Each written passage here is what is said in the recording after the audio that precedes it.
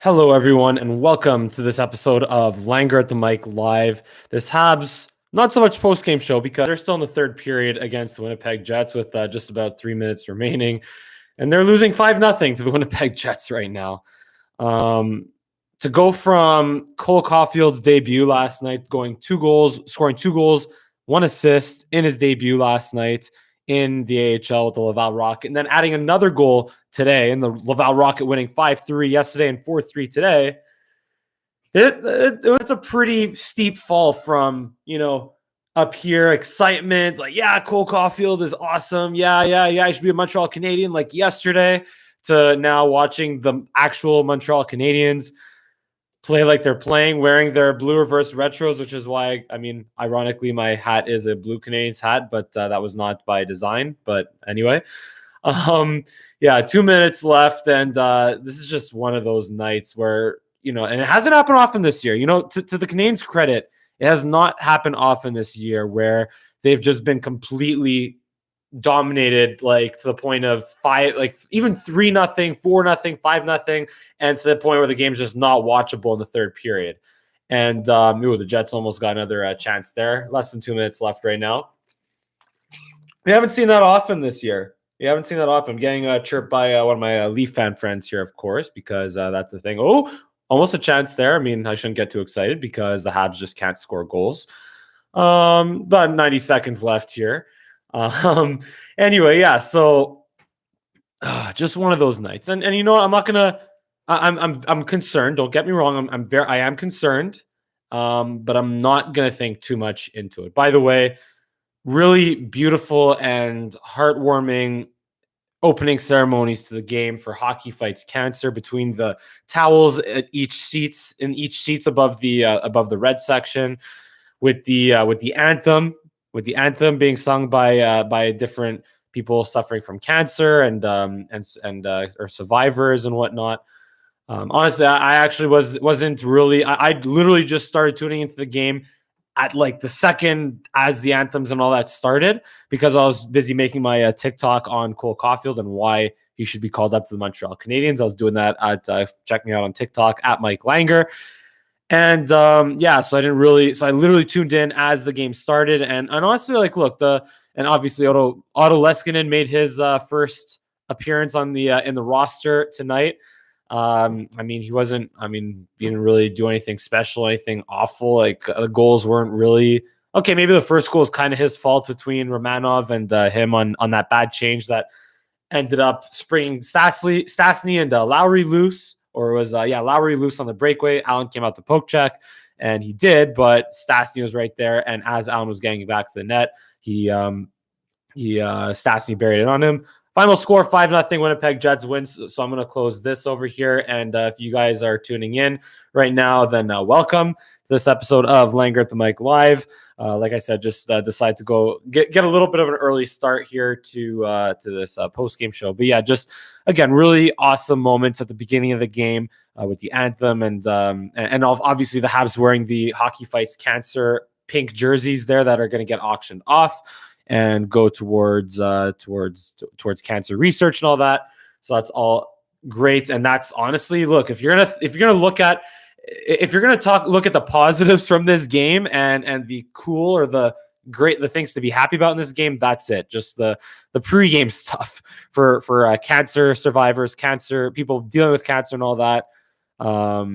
Just the jerseys, the banners, or the towels in the stands there, the anthem.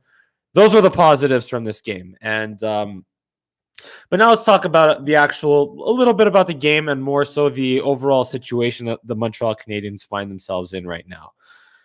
So, look, to me, what I see right now, by the way, when the Habs also, who've been putting up 30-plus shots a game, barely managed to get 20 up in a game, that's obviously a concern. That's a problem. But again, I see a team that even when the game was close early on, they had really good scoring chances. Drew had a wide open net. Tatar took 2 great passes. One it was Kotkaniemi to Deneau on a 3-on-2 tic-tac-toe. Tatar misses the net completely missed the net on a one-timer or redirect in front of the net. And then you had Evans also took a perfect pass we'll get to that. We'll get to that because you know what I've been doing this week in these games here is I've started identifying instances where if Cole Caufield was on the Montreal Canadiens and got the puck in those positions, he would score. And yeah, so let's go through that right now. And also, obviously, like the Habs were just bad again on the power play. They still have only just one goal in their last. What is it? It was 18 attempts coming into this game. Now it is 21 attempts. They're 1 for their last 21 on the power play. So that is very, very not good, of course. Very not good. But let's, again, talk about how Cole Caufield can help this right now. So in this game, at least when it was close, I didn't watch the third period because obviously the third period didn't matter at that point. It was 3-0 and 4-0 and 5-0. So let me just pull out here to where I had it written down. Yeah, okay. So first period, like I said, Kotkaniemi entering the zone on a 3-on-2 with Danault and Tatar. Beautiful pass to Danault. Danault makes a beautiful pass to Tatar, who then had a wide open net because Hellebuyck was beat, and it was a 3-on-2. So obviously Hellebuyck was beat, and the Jets defensemen were beat, and they executed that perfectly up until Tatar missed the net. That was in the first period. Then, still in the first period, this is with Drouin and Stahl and I guess Toffoli. Yeah, that line of Drouin, Stahl, and Toffoli is just very disappointing and underwhelming, and it should be broken up, which we'll get to in a little bit. So it was a 2-on-1, or it was Perry, actually. It was Perry it was Drouin and Perry Drouin made the pass to Perry. By the way, Drouin telegraphed that pass the whole way because Drouin, the playmaker that he is, that's fine, but he can't telegraph that pass and just stare down Perry the whole time because surely enough, the Jets defenseman got a stick on it, but then Perry recuperated it, put it back in front of the net. Drouin, to his credit, went to the front of the net, right place, right time, but he just fanned on the pass. He had a wide open net, fanned on it. And by the way, going back, if Caufield was in Tatar's position, Caufield would have scored there. Even on his right side, would have caught it, shot it, and would have been accurate with his shot. And if Caufield was in Drouin's position, okay, that was a little bit of a tougher play because he would have been on his off wing and there would have been traffic in front. But we've seen Cole Caufield take a saucer pass from Jordan Wheel yesterday and just rifle it one time it post in on Joseph Wall yesterday. And then we saw Cole Caufield also bat pucks down, deflect a shot today, and in his second goal or his third goal as a member of the Laval Rocket, deflected from the point. So Cole Caufield has good hand-eye skills, and he could have scored if he was in Drouin's position. And then, of course, there was, I think this was the second period at this point. It was on the PK, or it might have been 5-on-5, fourth line chance. So Jake Evans, it's a late or a last second 2-on-1 or 3-on-1 down low. Yeah, like just a quick 2-on-0 or odd man rush for the Canadiens. Paul Byron has it on the right side, feeds Jake Evans in the slot, and Jake Evans just basically like took a perfect pass and didn't score. I forget if he missed or I forget if Hellebuyck stopped it. Whatever it was, it just wasn't much of a threat. And if Cole Caufield was in the position that Jake Evans was in right there, Cole Caufield rifles it, high blocker, high glove, snipes it on Connor Hellebuyck. Or Connor Hellebuyck has to make a really tough save because Cole Caufield because no one on the Montreal Canadiens could shoot the puck like Cole Caufield, plain and simple. No one on the Montreal Canadiens could shoot the puck like Cole Caufield. So, again, honestly, just not going to really get too much into the goals here. I mean, maybe I could. Like I said, I talked about the Stastny one already, the Ehlers goal. Oh, we could talk about the goal interference, of course, which, honestly, look, I'm not going to get too mad about that because, look, the fact is, when it happened to Gallagher, the fact is the Canadiens should not have been in a position to rely on a last-second goal where Brandon Gallagher sort of interferes or doesn't interfere with Matt Murray, but it gets called as that, and that's how they have to beat the Ottawa Senators. You shouldn't have to rely on that, on a last-second, maybe goal interference, maybe not goal interference goal, mostly not goal interference, but you get the point. You shouldn't have to rely on that to beat the Ottawa Senators. And in this game here, if that Ehlers goal where Matthew Perreault interfered or got in the way of Jake Allen's glove, but the explanation was that Jake Allen's glove was outside of the blue ice. It was in the white ice, and that's what didn't allow, or that's what the refs decided to not overturn the goal based on. And even if that goal doesn't get overturned, okay, so it's 1-0. It might maybe be a different hockey game. But you know what? The Montreal Canadiens, they still have only 2 wins when they're trailing after 2 periods. They still only have 2 wins when they give up the first goal, and only 1 win when it's tied after 2 periods. So would it have made that much of a difference in the hockey game? I don't think so. With the way the Habs are playing tonight, it could have, but I don't think so. It would not have made. I don't think it would have made a difference in this hockey game, or probably would not have made a difference in this hockey game. And then at that point, 2-0, the Habs everything fell apart. The Derek Forbort goal, that's one that Jake Allen has to stop. And this is where I'm saying, like, look, Jake Allen is great on a backup goaltender's workload, but now that he's getting a starting goaltender's workload, you're seeing why he is not a top starting goaltender in the NHL. And don't get me wrong, Jake Allen has been phenomenal for the Montreal Canadiens this year. And he kept the Canadiens in the game while it was close today. He kept the Habs in the game against the Jets on Thursday, or at least he was good. He made some really big saves in that game. He made some huge saves against the Leafs on Wednesday. But as Jake Allen, when he gets more of a starting goaltender's workload, that's when you see why he is not a starting goaltender. And that's when, again, it fell apart. Look, the goal that the Jets scored on the power play, tic-tac-toe, whatever, not much Allen could do about that. That was just on the power play, and the Habs at that point probably didn't feel like killing the penalty off anyway.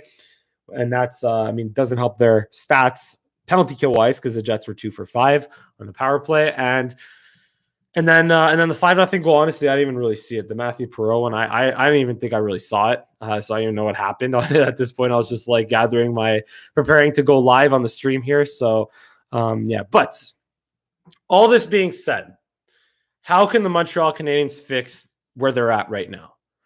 Because right now it's been 3 losses in a row, which could have very well been 4, but you knew what the schedule was going to be coming into this week.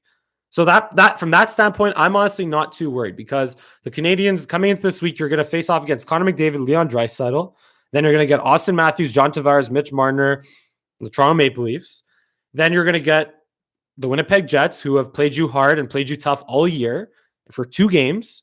So naturally, this was going to be a tough schedule, but you can't use that as an excuse. I'm still not too worried about it, because at least it's not against the Flames, and I'll get to that in a little bit. But it's not an excuse, but it's a reason for why the Canadiens, I think, are struggling this week, because it's getting to them. Even if it's not getting to them physically, because this was the first week where they had 4 games over the course of the week, it must be getting to them mentally, because they're thinking, man, we got to go at it again on Monday, and then four games a week for the next whatever many weeks left in the season up until May, right? What is it, like 6-7 weeks left of the season, whatever it is? You have 4 games a week each week. It must be getting to them mentally if it isn't physically. So anyway, so how do the Montreal Canadiens fix where they're at right now? Number one, I've been very clear about that on these streams, on my TikTok, on Twitter, yada, yada, yada. Call up Cole Caufield, plain and simple. Just call the guy up already. Call him up at the very latest when the Laval Rocket have a 10-day break between April 19 and April 29. Like, that has to be the latest for you to call up Cole Caufield. Maybe even call him up earlier at this point with the way things are going, because it wouldn't hurt. It really wouldn't hurt. Number 2, you got to figure out the forward lines. I feel like Eric Staal, it wasn't a bad acquisition, but now they're playing him as if he's Eric Staal from the last, let's say 40 goal scorer Eric Staal, and Eric Staal from the bubble, and not like Eric Staal in Buffalo and Eric Staal in the 2021 season, because he's playing with Drouin and Toffoli, and just that whole line is just not working at all. Well, Stahl's been pretty good at faceoffs this year, don't get me wrong, but he shouldn't be playing, if with the way he's playing in these last 2 games, he shouldn't be getting 14, 15, 16 minutes a game. He played 14 in a bit tonight. He should be getting more like 11 or 12 minutes, just like Corey Perry was playing at the beginning of the year, and he should be playing on the 4th line. So, but again, in terms of the forward lines, here's how I would go. And another thing, which I'm going to get to, which I also have to get into right now, Jonathan Drouin. Jonathan Drouin is, the numbers are a little bit inflated. He played 17 minutes tonight, but he played like 12 minutes the other night against the Jets, and on Wednesday just had a rough game against the Leafs. So you got to figure out what's going on with Jonathan Drouin and give him a chance, because I think with the way he's been playing this year, he earned that chance, even though he still only has 2 goals, sure, but he's been playing at his best with Nick Suzuki and Josh Anderson. So just put them back together. Drouin, Suzuki, Anderson, line 1, or that's a line. Your other line, Kotkaniemi, Danault, Kotkaniemi, Tatar, because they have also been very good. So those are your two lines right there. Those are two lines right there. Now, here's where it gets a little bit interesting. If you're going to call up Cole Caufield, I would say, you know what? Put him in with Stahl and Toffoli. Put Cole Caufield on the right wing with Eric Stahl and Tyler Toffoli. And then your fourth line is Jake Evans, Paul Byron, and Corey Perry. And again, I've been praising Corey Perry nonstop here, but at the same time, Corey Perry will still get his power play time. But here's the thing. I would prioritize seeing what you have in Jonathan Drouin, at least right now. In the playoffs, obviously, it'll be different. But see what you have in Jonathan Drouin. That's my lineup to give Jonathan Drouin a chance. And but if you're gonna give, if it's not happening, and if Jonathan Drouin just is still not struggling, well, then you put him either on the fourth line and out of the lineup, and your lineup looks something like this. You have Tatar, Danault, Kotkaniemi. Then you put Caufield with Suzuki and Josh Anderson. Then you have Toffoli with Eric Stahl and Corey Perry. That's your third line. And Jonathan Drouin, Evans, and Byron. That's your fourth line. Or put Kotkaniemi back at center and put him with Perry and Toffoli, or with Caufield and Perry or something. All else to say is figure it out. First, figure out a way to get Drouin going. Find out what's wrong with Drouin. Give him a chance because he earned it with the way he's been playing this year, and he's shown that he can play well with Suzuki and Josh Anderson. Put that line back together. But if Drouin still doesn't have it, if Drouin is still struggling, then honestly put him on the fourth line. Even put him out of the lineup. And so again, number one, call up Cole Caufield. Number two, figure out the forward lines. And by the way, as usual, leave a comment and let me know your thoughts on what the Montreal Canadiens should be doing. And just let me know. Give me your thoughts. I always love to hear your feedback and discuss what the Canadiens should be doing, or discuss what we're talking about here. So anyway, so that's again number one, call up Cole Caufield. Number two, figure out the forward lines. Number three, I think we all know this: get a defenseman at the trade deadline. I think there was David Savard who got in a three-way trade with between Columbus and Tampa and someone else. I forget who it was, but yeah, the Avalanche traded nothing for Greg Pattern. I mean, I'm not saying get a guy like Greg Pattern, but or I forget what happened. Anyway, just you can get a defenseman without overpaying for a defenseman, without overspending for a defenseman. So get a guy. I'm thinking Ryan Murray, Vince Dunn. I would say if you can get them without giving up a first-round pick or without giving up a top prospect, do it. Go for it. Pull the trigger, because they're both pending unrestricted free agents, or at least Ryan Murray is for sure a pending unrestricted free agent. So do what you can to get one of those guys out of New Jersey, or for Vince Dunn, St. Louis. So that's number three. Get a defenseman. Number four, and this is something a little bit out of the ordinary here. With the schedule, I would actually consider load managing players. I would consider load managing veterans, guys like Petrie, guys like Weber, guys like even Toffoli, guys like I mentioned, Drouin, Perry. Start load managing guys, except against the Calgary Flames, because honestly, at this point in the standings right now, with the loss, Habs, okay, their games in hand are starting to dwindle away. The Canucks, they lost all the games because of COVID, but they still have a 7-point cushion on the Canucks and an 8-game cushion on the Canucks and an 8-game cushion on the Calgary Flames, with still 2 games in hand on the Calgary Flames. So, and you're probably not going to catch Edmonton. You're not. The Habs are 9 points behind Edmonton, 10 points behind Calgary, and what is that? 10. What is that? My math? Yeah, 16. My math on the spot eludes me sometimes. So yeah, 16 points behind the Leafs. So you're not going to the Habs, in all likelihood, it's the fourth and final playoff spot, or bust at this point. So honestly, you just have to worry about the games against the Flames, against the Canucks, and against the Ottawa Senators, and make sure that they don't catch up to you. So load manage players, load manage veterans against the Leafs, against the Oilers, against the Jets, and do it systematically. Do it in a way where you don't lose too much out of the lineup and it doesn't hurt you too much, but it's good for the players. It gives them a chance to relax physically and mentally and recover and be good for the playoffs. Because honestly, the playoffs is where it all matters. I honestly, if you told me that the Habs are guaranteed the fourth playoff spot, then I couldn't care less what happens in these games. I really couldn't. It's all about the playoffs. Hockey is all about the playoffs. Anything, literally anything could happen.